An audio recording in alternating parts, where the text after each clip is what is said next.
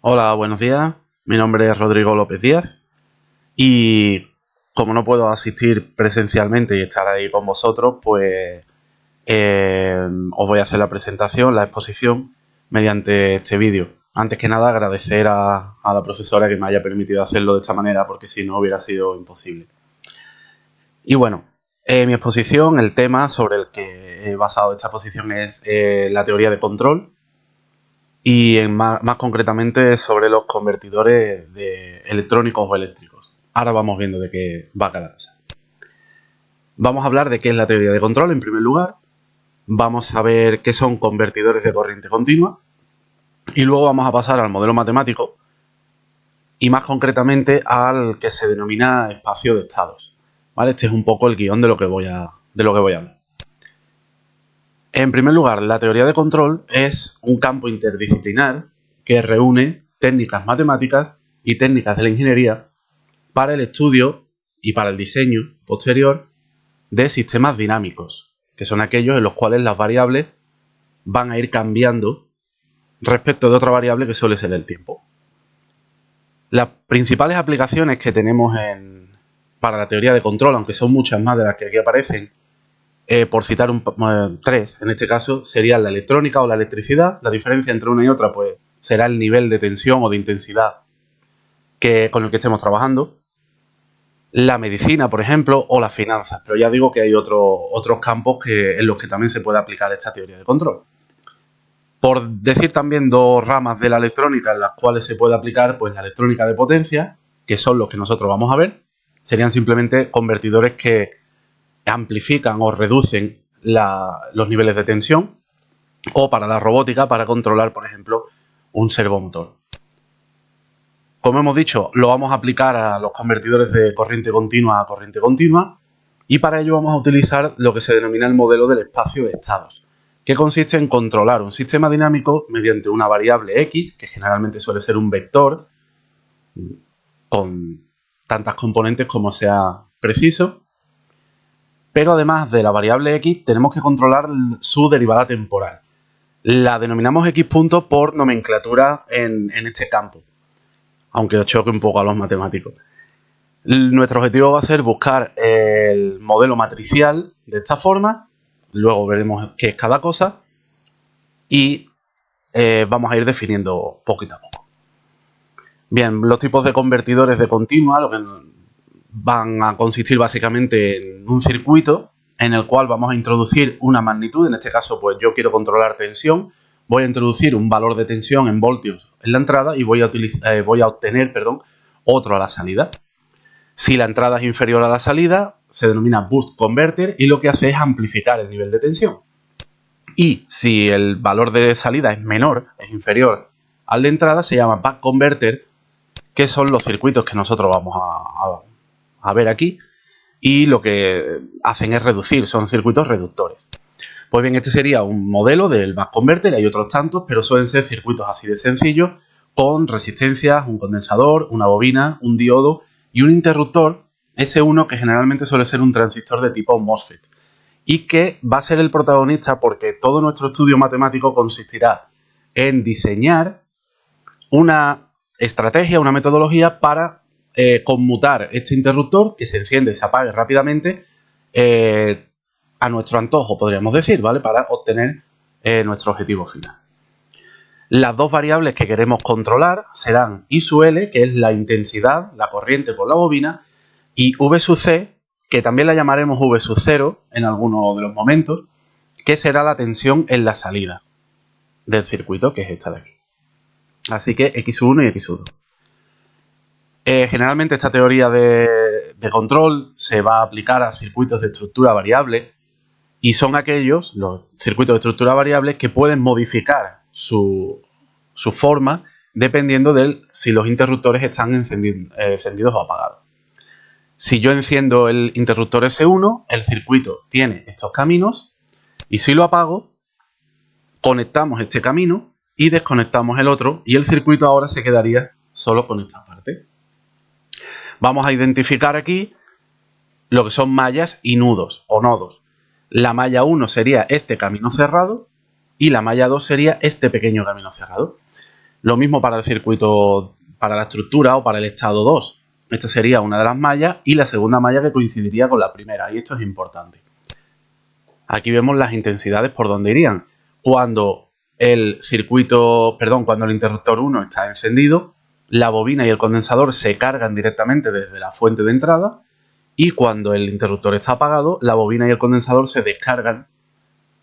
Son como contenedores de energía que cuando dejas de introducirles energía, ellos van liberando la que han acumulado.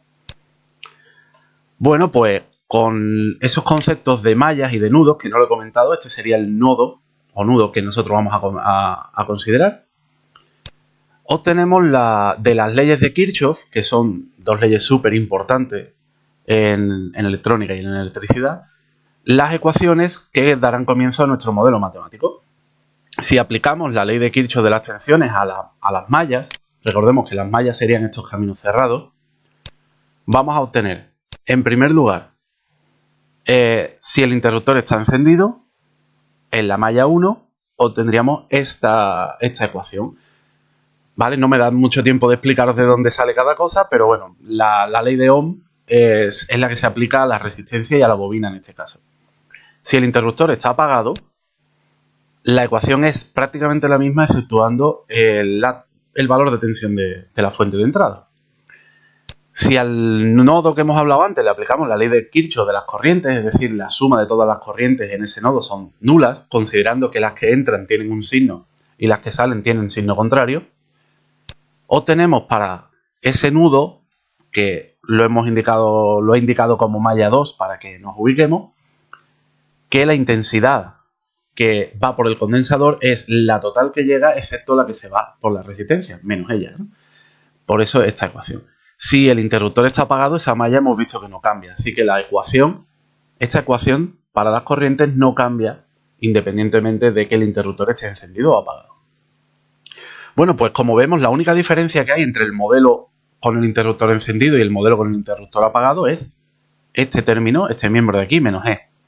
Así que podemos unificar estos dos estados en lo que se denomina el modelo matemático del sistema conmutado, que es la misma ecuación que hemos visto antes, pero con este miembro de aquí, menos E por U, donde U puede alcanzar el valor 0 y 1. Si aplicamos la ley de Ohm a la resistencia, obtendremos este miembro, a la bobina, y esta que sería la V de salida, que hemos dicho que sería VC o V0. Ambas son iguales, por eso se utilizan indistintamente. En la segunda ecuación, que hemos visto que no cambia, tendríamos la intensidad por el condensador, que sería igual a la intensidad total menos la intensidad por la resistencia de salida. Por tanto, considerando que X1 y X2 son, como habíamos dicho antes, I sub L y VC, y sus derivadas temporales, y despejando estas derivadas temporales, obtenemos que la ecuación 1 adopta esta forma y que la ecuación 2 adopta esta otra forma, donde X1 punto y X2 punto van a depender directamente de X1 y de X2. Y además X1 punto depende de U, que, recordemos, valía 0 o 1. ¿Por qué valía 0 o 1? Pues por los diferentes estados. Si el interruptor estaba apagado, desconectamos de la fuente, por tanto, este miembro es 0. Y si el interruptor estaba conectado, este miembro es menos E. Estas ecuaciones las podemos pasar a una forma matricial, un sistema matricial, y como vemos vamos a tener el formato de ecuación o de sistema matricial que habíamos dicho al principio en el primer esquema, en el segundo esquema, donde X punto en función del tiempo son las variables que queremos controlar, I sub L y VC, donde A es la matriz formada por esos coeficientes de las dos ecuaciones que hemos visto antes y que dependen directamente de los componentes que utilicemos en el circuito y se denomina matriz de estados, donde X en función de T es el vector de estados. Recordemos que estas son las variables directamente, estas eran las derivadas de las variables y estas son las variables. Donde B es lo que se denomina matriz de entrada. Fijaos que he puesto a sub 1 y a sub 2. En el caso de la matriz de estado, tanto para el estado 1 como para el estado 2, no varía, es la misma matriz. Y esto es una propiedad fundamental, importantísima de este tipo de sistemas, porque esto nos va a permitir hacer, pues, aplicar todas las técnicas, todas las leyes, todo lo que tengamos de matrices, porque esta matriz no va a cambiar. Podría ser dependiente del tiempo, pero aún así no modificaría su valor, no va variando. Y bueno, la matriz de entrada sí que varía B sub 1 de B sub 2 porque esta U, recordemos que podía valer 0 o 1. Si vale 0, tenemos esta B sub 2 y si vale 1, tenemos esta B sub 1. En fin, el siguiente paso, esto sería solo la primera parte del proceso de investigación. El siguiente paso, que ya sería mucho más extenso y tiene mucho más recovecos, sería buscar una estrategia de conmutación que se suele denominar sigma para controlar cuál es el valor de U. Es decir, nosotros lo que vamos a hacer en todo momento es controlar qué valor va a tener U, 0 o 1, recordemos, para ver si conectamos o desconectamos el interruptor. Y vamos a ir continuamente jugando con la carga de la bobina y el condensador para conseguir ¿qué? Queremos conseguir que si el valor de entrada es Vin, pase de la manera más rápida y estable al valor de salida Vout. Recordemos que estamos analizando los convertidores reductores, con lo cual a lo mejor estamos diseñando un circuito y estamos buscando su modelo matemático para que ese circuito pase de 20 voltios en la entrada a 10 voltios en la entrada. Estas estrategias hay un montón de ellas. Esta es una de las que estamos estudiando y se trata de que sigma será el argumento mínimo para los estados en los que se puede dividir el circuito. Este K sería un conjunto formado por 1 y 2, porque nuestro circuito solo tiene 2 estados, como hemos visto, así que solo estudiaremos 2 valores para sigma. El argumento mínimo del error, nuestro objetivo es que X se parezca lo máximo posible al valor deseado, teniendo en cuenta que, bueno, aquí aparece la P, que es una matriz semidefinida positiva y que tiene un procedimiento de cálculo enorme, que incluso necesita, pues, programas de software como MATLAB. Q sub I, que sería la matriz de Lyapunov para cada uno de los estados. La ley de Lyapunov es también uno de los pilares de esta teoría de control. Y luego aquí aparece, pues, A sub 1, A sub 2, B sub 1, B sub 2, el vector de estado y la propia. Bueno, lo he comentado muy rápido porque tiene muchísimas más migas, pero no era el objetivo de esta presentación. El objetivo de esta presentación era precisamente utilizar LaTeX y ver cómo se puede hacer una presentación lo mejor posible en Beamer. Así que si os parece, vamos a ver un poquito, os voy a comentar algunas cosas, ya que no puedo estar por ahí. Os voy a comentar algunas de las cosas que he hecho en LaTeX para sacar todos estos elementos. Y de todas formas, si tenéis algún tipo de pregunta, pues luego os lo recordaré, espero. Si no lo digo ahora, si tenéis alguna pregunta, se lo podéis decir a la profesora y que me la traslade y yo la respondo lo más pronto posible. Bueno, pues para hacer este tipo de esquema lo he hecho ni más ni menos como se ha trabajado en clase. Aquí ven, bueno, he utilizado, pues, obviamente el backing frame, el título, y luego yo he utilizado esta orden, que es, bueno, este entorno, que es overlay area, para intentar expandir un poquito más el área de trabajo del frame de Beamer, porque si no el esquema se me salía siempre. Así que con esta orden, pues podemos controlar la anchura del texto, podemos controlar el espacio vertical donde queremos que comience. Quizás se ve mejor en la siguiente, que aquí he apurado un poquito más. Le he dado un poco más de anchura al texto y también el espacio he intentado tirar hacia arriba y bueno, pues ha cuadrado todo bastante bien. Aquí están las definiciones de todos los elementos que estamos utilizando, de todos esos nodos. Y bueno, todo lo demás prácticamente es igual que en clase, ¿no? Como dibujar todas las líneas que van uniendo los nodos y demás, ¿no? Las etiquetas, bueno, aquí en este caso pues también están las etiquetas, con esas palabras que nos ayudan, ¿no? Si vamos a ir a esta introduce dos cosas novedosas. En primer lugar, voy pasando, vemos que va apareciendo, ya lo hemos visto en la presentación, van apareciendo poco a poco los elementos. Esta orden funciona muy bien con los entornos Itemize y Enumerate. Por eso lo he puesto con Itemize, porque además, como son ideas que iban a ir saliendo poco a poco, pues funcionaba bien con esto. No son dos listas, ni más ni menos. Y la idea es añadir este elemento de aquí, esta opción de aquí, que permite precisamente eso, que cada vez que hagamos clic o incluso con la ruedecilla del ratón vaya apareciendo el siguiente elemento, de manera que el público o el alumno o el espectador que esté viendo la presentación se va a centrar solo en la línea de la que estás hablando y no va a seguir leyendo lo demás, porque eso podría provocar que perdiera la atención en lo que estás hablando en este momento. Así que me parece un elemento muy, muy curioso para este tipo de presentaciones. Y el otro elemento novedoso es el de añadir dos columnas a un frame. Simplemente con el entorno columns, indicándole que queremos columnas centradas, podemos añadir todas las columnas que queramos. Es como un poco como el enumerate. Cada vez que queremos una columna le vamos a decir que la comience y le vamos a indicar la anchura. En este caso pues está en pulgadas. Yo he colocado dos columnas, una de 1,7 pulgadas y la otra de 2 para que las imágenes quedaran un poco más amplias. Pero bueno, podríamos incluir muchas más columnas si no escribiéramos tanto, a lo mejor con elementos como una lista de imágenes, por ejemplo, ¿no? Una matriz de imágenes. El efecto que he utilizado aquí, bueno, esto es muy simple.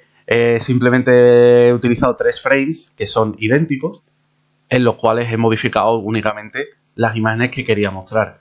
Y el efecto era, pues, que parecía que estábamos dibujando directamente estos elementos en rojo para ir explicando cosillas nuevas, ¿no? Y esto igual.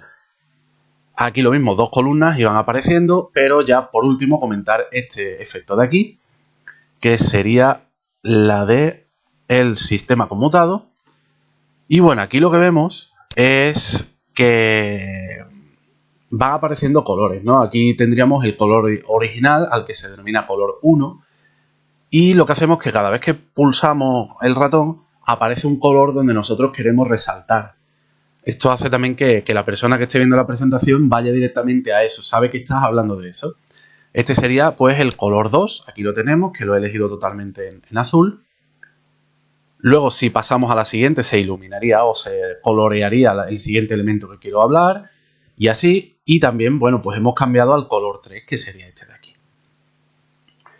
Y ya pues nada más, solo indicar, también he utilizado distintos bloques, el bloque convencional, el de ejemplo, el alert block, el rojo, y el último elemento quizás que hemos visto en clase es el de dibujar esta gráfica, que ha sido totalmente con el TIX, con el paquete TIX, y que queda bastante bien, incluso con las etiquetas que están puestas justamente donde yo quería que aparecieran.